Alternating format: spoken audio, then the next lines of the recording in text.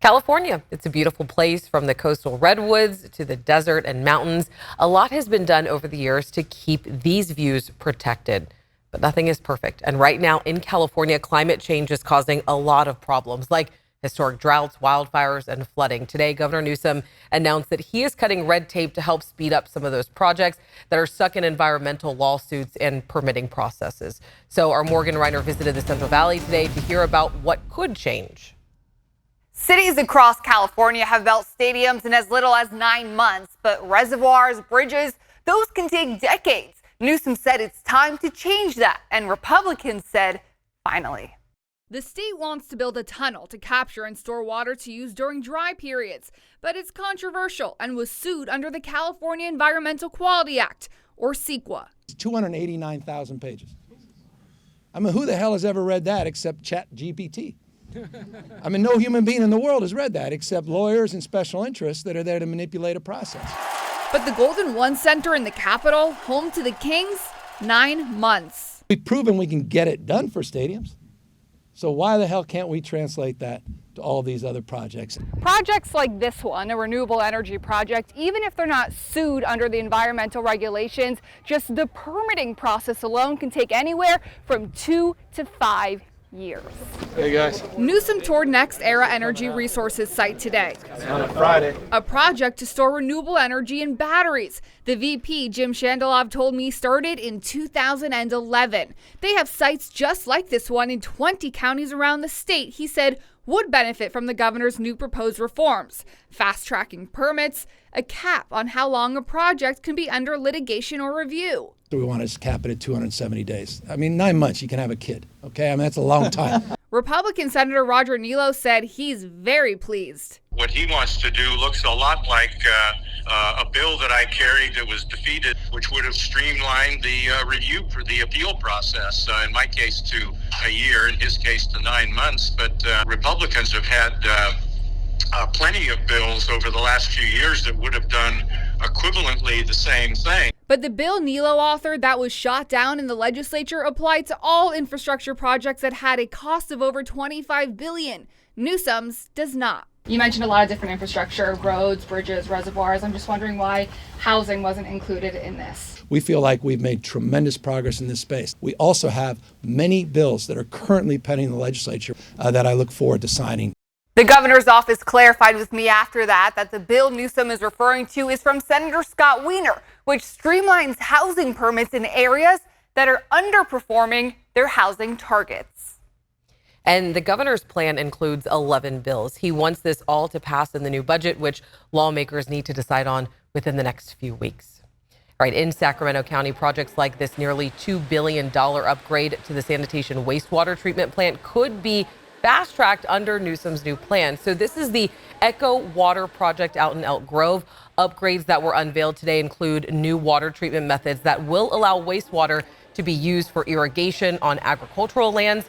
This will reduce the reliance on groundwater for some areas of the Central Valley. The reality is we're in a moment we're going to have to invest a lot into our system. Price tags, especially for like water recycling goals in the state, is going to come with a high price tag, but also comes with huge benefits on the back end. And they're benefits that will last for the decades ahead. This irrigation plan is part of something called Harvest Water Project, which experts say could allow groundwater to rise by up to 30 feet in some areas.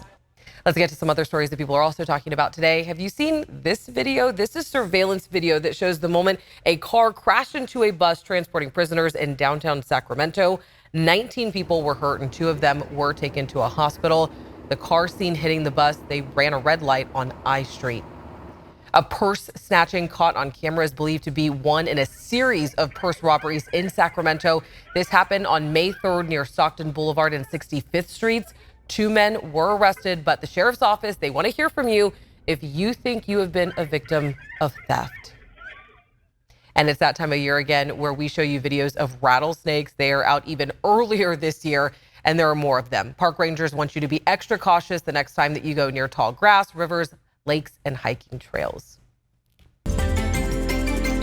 All month long, we are celebrating AAPI Heritage, and tonight is a big night out at Capitol Mall. Alicia Machado joins us live from the AAPI Night Market. Alicia, what is going on behind you right now? there is a drumming group out here based right in Sacramento. I want to get over to them right now because these are the cool folks out here tonight showing off their skills. This is traditional Japanese drumming. The group is called Koyo-san Spirit of Children Taiko.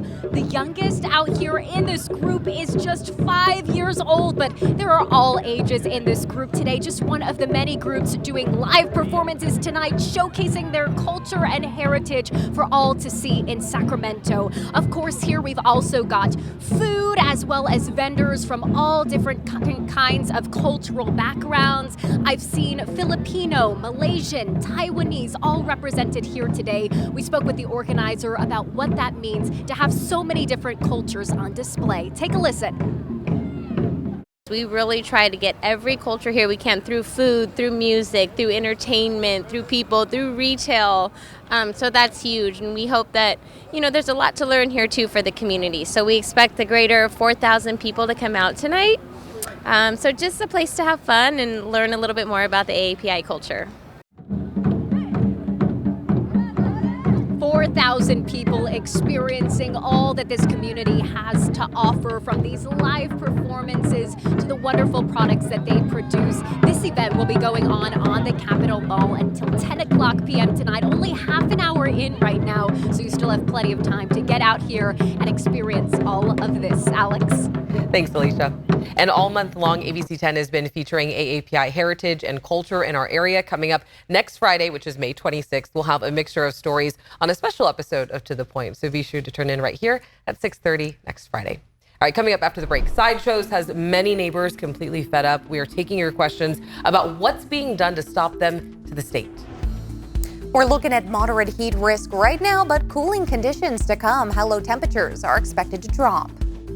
And later in the show, thousands of college graduates take over downtown this weekend. I'm really proud to be the first person in my family to have a degree at all, the first person in my family to be graduating. Stingers up. Congratulations, Sacramento State graduates. We're back after this. A lot happening tonight. We have concerts, graduations, food festivals. Carly's actually going to be at the AAPI night market tonight, aren't you? I am, and I'm looking forward to it. We're looking at great temperatures and even a nice breeze out there. So perfect temps, nice breeze, not too hot. I mean, great night to get out there.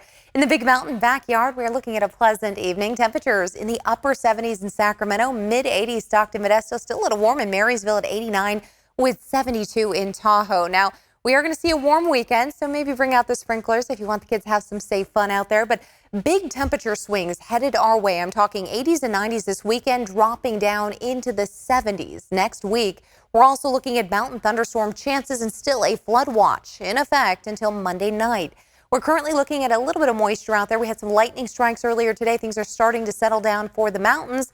And inland, we're seeing mostly clear skies, but that flood watch is in effect until 8 p.m. Monday for those areas that are seeing high snow melt totals pushing down into those rivers, creeks, and streams. It's moving fast down them as well. Very cold water. Please be careful as we see those flood watches in effect till 8 p.m. Now, with those thunderstorm chances, we'll see them Saturday, but we're also going to see a lot of them continuing all the way until Wednesday. Wednesday next week, we could see this until the 24th with those thunderstorm chances as we continue to get moisture circulating through the desert Southwest and pushing into our area mountains. Mostly clear skies and sunshine, maybe a little bit of fog off the coastline, but as mentioned, Saturday afternoon, still some thunderstorm chances. Going to see the same thing pretty much into your Sunday afternoon, same thing right there. And then that could pretty much be on repeat until Wednesday of next week with clear skies inland. Now, the winds do pick up tomorrow just a bit as well, 10 to 15 miles per hour, maybe 20 mile per hour winds pushing from areas around the Delta here as well as the Bay Area. And then we'll finally start to see things at least slowing down into early next week as we also see those cooler temperatures. Now, temperatures in those foothill spots in the mid 80s to low 80s tomorrow, overnight lows in those mid to low 50s. And that 10-day forecast does bring us temperatures up to the 90s here on Monday before dropping off into those 70s next week. Coming up, we hit the back roads of Modesto, where people are keeping a toy tradition alive. Remember when the Kings were in the playoffs? There was a little bit of concern that if the Kings advanced past round one, Sacramento State was going to have to find another venue for their graduations. Well, that's no longer the case. Thousands are now walking across the stage at Golden One Center this weekend. Our Ayanna Williams spoke to some of the graduates today. Take a look. Really proud to be the first person in my family to have a degree at all, the first person in my family to be graduating. I'm also really excited to graduate alongside my friends, my peers at the State Hornet. I'm just really excited and feel very empowered today. I did this for my family and of course myself. I wouldn't have been here without my family, especially my mom. A lot of hardships these past 6 years. Definitely was not easy, had a lot of stuff going on at home and balancing school and work. It was not an easy process, but definitely I am proud of myself mostly as well. I did it, right? My parents, of course, their dream was for us to come to the U.S. and go to school, complete school. When I first transferred to Sac State, my first year here was during the pandemic. So that was really hard for me to integrate into a new school and try to get a feel for what it is that I was looking for in a college. But time went on, and as soon as I got on campus, it was like heaven.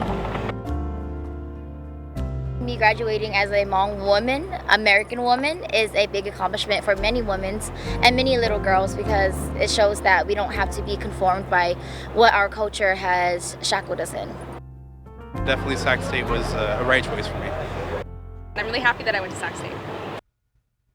And the graduations continue at the Golden One Center this weekend, so expect downtown to be crowded all day tomorrow and Sunday morning. Congratulations to everyone who graduated as well. This week on our online platforms, we've been asking for your questions about sideshows. Over the weekend, a Stockton police officer was hurt in a sideshow, and people in the community, they are fed up. One person asked what existing laws can be applied to these drivers. The CHP tells us, quote, typical sideshow activities can include excessive speeds, donuts, ghost riding, reckless driving, and blocking or obstructing roadways. The California Vehicle Code strictly prohibits such activities. You can read more about these specific codes on our website. We also reached out to Assembly Member Laura Friedman's office. She leads the state's transportation committee. Her office says that there are laws in progress that would allow for driver's licenses to be suspended, saying, quote, bills that have been signed into law include AB 3 in 2021, which also allow court to suspend the driver's license of an individual convicted of engaging in or aiding and abetting a sideshow. However, the provisions of the bill do not go into effect until 2025. Another question that we got in, are any state legislators considering new laws that would more directly address the problem of these sideshows? This year, Assemblymember Friedman also introduced AB 645, which, if passed into law, would allow cities to use speed safety cameras in school zones, high injury streets, and areas with histories of sideshows. Now, this bill is now on the Assembly floor and needs to be passed by June 2nd in order to have a chance to making it to the governor's desk. I want to thank everyone who shared their thoughts on this question with me and my team. Of course, if you ever have a question or a story idea, you can always share it with me and the team. All you have to do is just email us at tothepoint@abc10.com, or you can always text us. Again, our number is 916-321-3310. Every Friday on To The Point, you already know what time it is, taking our trip to the back roads, and you never know what you'll see with John Bartell on the back roads. This week, he takes us to Modesto to do a little racing. From Gilbert Autorama comes the excitement and competition of the famous Indianapolis Speedway. If you were a kid and felt the need for speed in the 1960s, 70s, or 80s, you got yourself a slot car racing set from toy makers like Gilbert or Aurora AFX. Well, this slot car raceway, it's the coolest down here, it. The little electric-powered toy cars were so popular, even Batman and Robin raced them. Today, the nostalgia of yesteryears lives on at Motown Raceway in Modesto. I can see how this gets very addicting. Yeah. Gene Braun's the owner, and when he and his wife bought the place in 2010, their main goal was to give customers a real racing experience. This kind of racing is as close to real racing as you'll get, because you have to work on the car, you have to prepare. It's a lot of little things. The car has to be good, the body has to be right, the motor has to be good. So here we go, 1, 2, 3. Of course, that real racing experience comes at a 1/24th scale of a real race car and track. Yeah, so this is a hill climb.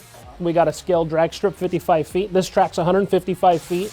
The slot cars run on an electrified track. That metal slot in the middle sends power to the cars, and drivers need to increase or decrease the power as they round the corner.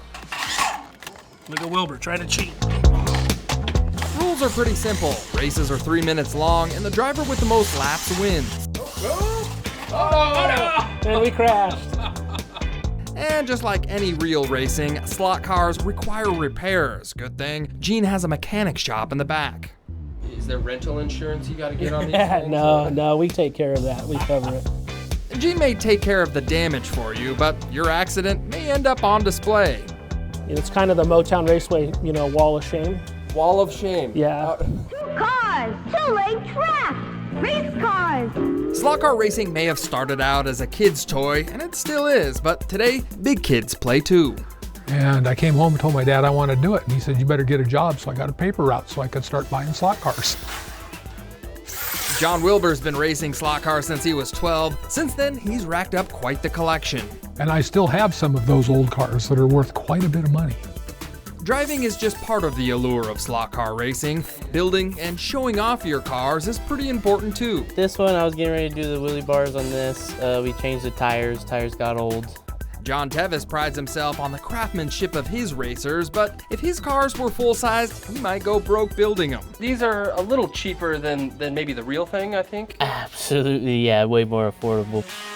The style and look of a vehicle is a big part of slot car racing, but if you ask me, the styles can sometimes be a little odd. What do we got here? Is this like the funny car section? So this is called an ABC car, anything but a car. So you can have Superman, a head with a hand, a blade, a coffin. Scorpion, you got a boat over here? Boat. Talk about real, just listen. Only AFX has magnetonic. One has 7, 2 has 8. Slot car racing has changed a lot over the years, but one thing remains true, at least at Motown Racing. There's always been an odd need for speed on these little electric tracks. From Motown Slot Car Racing in Modesto, I'm John Bartel. Hope to see you on the back roads. And you can find more Backroad stories on abc10.com/backroads. We can also send a map straight to your phone to help you plan out your next adventure. Just text Backroads to 916-321-3310. Still ahead, one of America's darkest moments revisited. And now those who were interned at Manzanar are taking a pilgrimage back.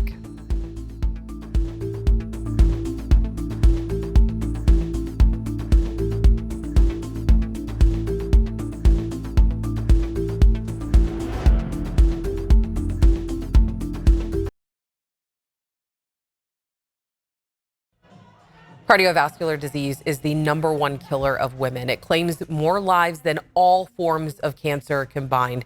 It's a startling fact, and it's also the reason why I spent time earlier today hosting the American Heart Association's Sacramento Go Red for Women luncheon.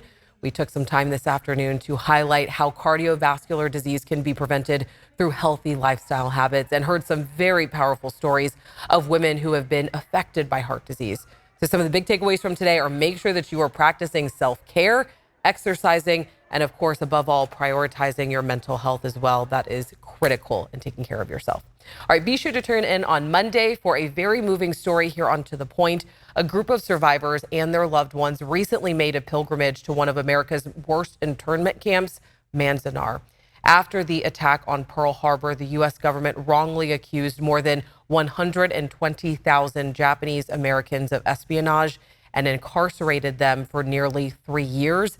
Men, women, and children were sent to Manzanar, an internment camp just outside of Death Valley. While incarcerated, they lost their homes and their life savings. Just a few of the detainees that are still alive today gave ABC 10 the chance to follow them on a pilgrimage back to Manzanar. So what? This happened to us, but what is the lesson to be learned? In 42, we didn't have a voice. We didn't have political leaders. No one supported us. They didn't know us. And so the thing that we want to say is, we have a voice now. We need to stand up, speak out for ourselves and for others. See the full story and the pilgrimage to Manzanar on To The Point with Alex Bell on Monday night at 6:30. As always, we want to hear what's going on in your community. Make sure you reach out to me and the team. We have Instagram, Facebook, or you can just shoot us an email at tothepoint@abc10.com. I hope you have a great weekend. Stay cool, stay safe, and I'll see you on Monday.